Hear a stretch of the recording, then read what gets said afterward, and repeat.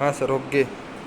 Hello students of class 11। तो आज हम सरल लोलक या सिंपल पेंडुलम के बारे में समझेंगे।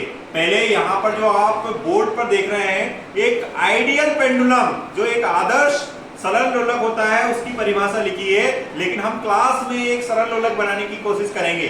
ये आपका कौन सा आदर्श तो नहीं होगा, लेकिन फिर भी हम समझने के लिए एक सरल लोलक बनाएंगे। तो अभी पहले आप परिभाषा पर देख लेते हैं बेटा, परिभाषा पर फोकस करिएगा।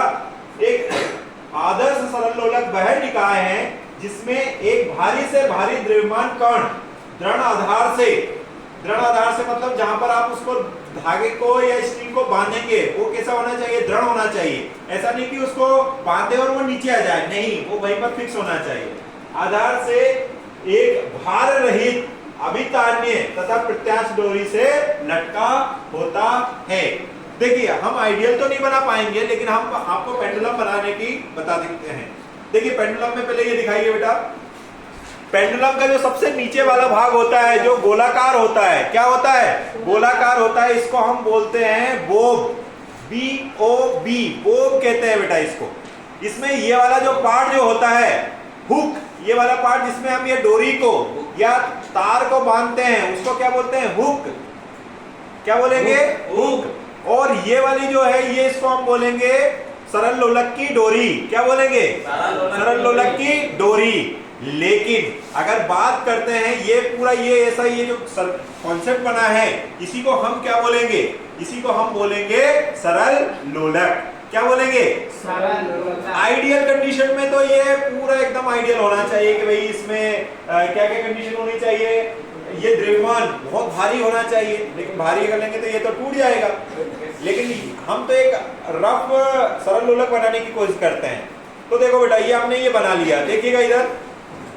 अगर बोले कि सरल लोलक की लंबाई, सरल लोलक की लंबाई की बात करेंगे तो धागे की लंबाई, हुक की लंबाई और जो स्फेरिकल बॉल लिया, जो बॉब लिया है आपने, इसका रेडियस कितना है, त्रिज्या क्या है, सबको मिलाकर सबको जोड़कर जो मिलेंगी वही होगी सरल लोलक की लंबाई।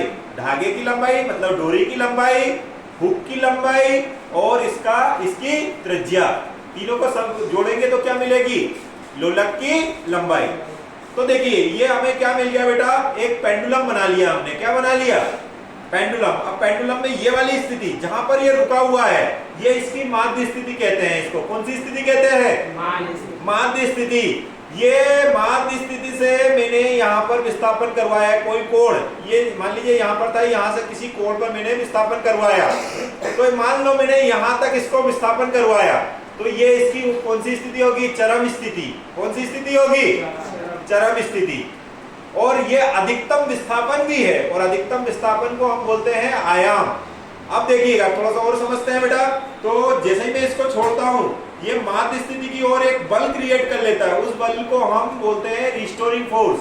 क्या बोलते हैं, रिस्टोरिंग फोर्स।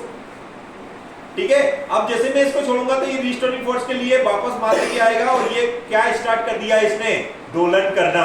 क्या स्टार्ट कर दिया। तो अगर कहें हम कि जो सिंपल पेंडुलम या सरल लोलक होता है, ये किसका सबसे अच्छा उदाहरण है, तो आप कहेंगे ये सिंपल हार्मोनिक मोशन का सबसे अच्छा उदाहरण है। ये देखिए, फिर से एक बार थोड़ा सा बताता हूं। अगर मैं यहां से इसको छोड़ता हूं और ये यहां जाता है और वापस आ जाता है, तो इसको बोलते हैं एक दोलन। क्या बोलेंगे, दो दोलन, तीन दोलन, चार दोलन, ऐसे करके बहुत सारे दोलन हम निकाल सकते हैं। तो आई होप ये कॉन्सेप्ट आपको समझ में आया होगा। Thank you.